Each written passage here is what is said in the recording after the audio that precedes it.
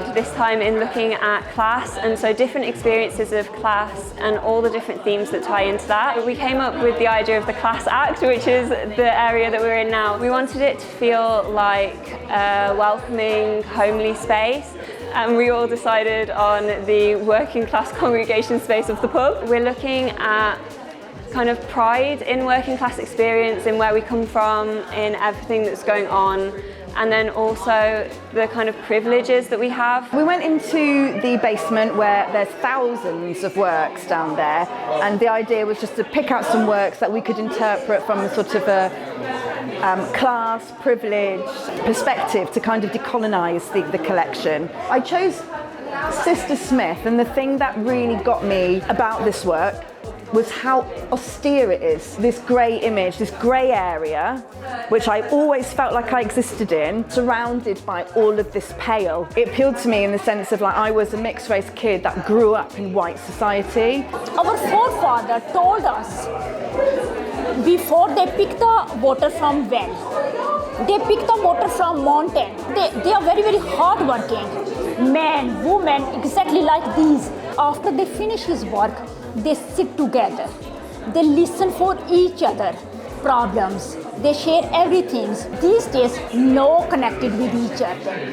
They are connected, more connected, but how? More technology. More connected, but not real life. That's why this picture reminded me of my forefathers' old time. And I really, really like this picture. It was interesting because it was very different to what I'd expected. I wasn't sure what I was going to come across, and how I was going to respond. I found two artworks that I just drawn totally to.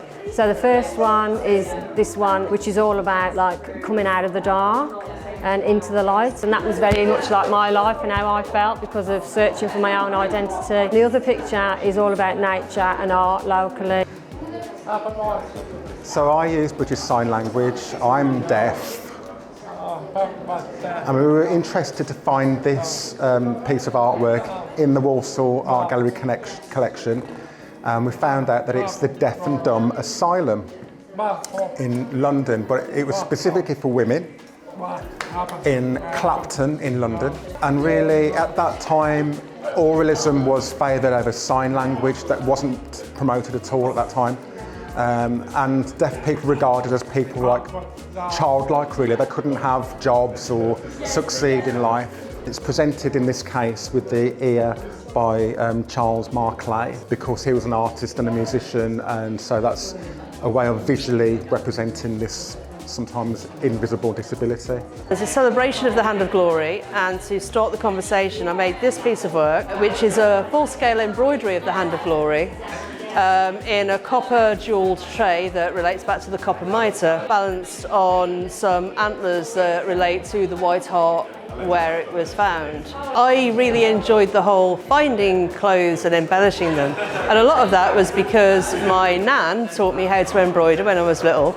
And that has very much become part of my artistic practice. I grew up with the Hand of Glory. I grew up with the tales of it being found in a chimney in the attic of the White Hart. It was a wonderful mythology that I fell in love with as a child. My response was this artwork here. It kind of was focusing on my journey, my self-discovery, getting rid of all the layers that I'd put on. And then there's this poem as well that I wrote alongside it. This picture here is me winning at the age of 9 or 10. I'm getting ready for my school disco. This was a picture of me by my pond, and this is working class joy to me. It's the school disco, it's sticking on your mum's beads, it's wearing the perfume, it's assimilation. It was absolutely lovely to be in a situation where there are lots of people who felt the same as me, but for a lot of different reasons, and it was really wonderful actually going through the Garman Ryan collection and finding those pieces of work. The penny wasn't originally on anyone's mind. It was something that I stumbled across when I was in the stores. It immediately kind of sparked a connection. It reminded me of the penny jars that we have at home. We keep our spare change and we put it all in this penny jar, and our grandparents would give us their plastic bags full of spare coins, and it would all go towards something that we could have as a treat, something special that all these little pennies added up to. The idea of having a penny just by itself was something really interesting, because you might think of it as a lucky penny, or you might just kind of chuck it away. What value does a 1 pence have? And that linked then into the idea of coppers as well. So that's what's led to the logo, and that's what led to the kind of colour scheme and the idea of change as well that we've got here.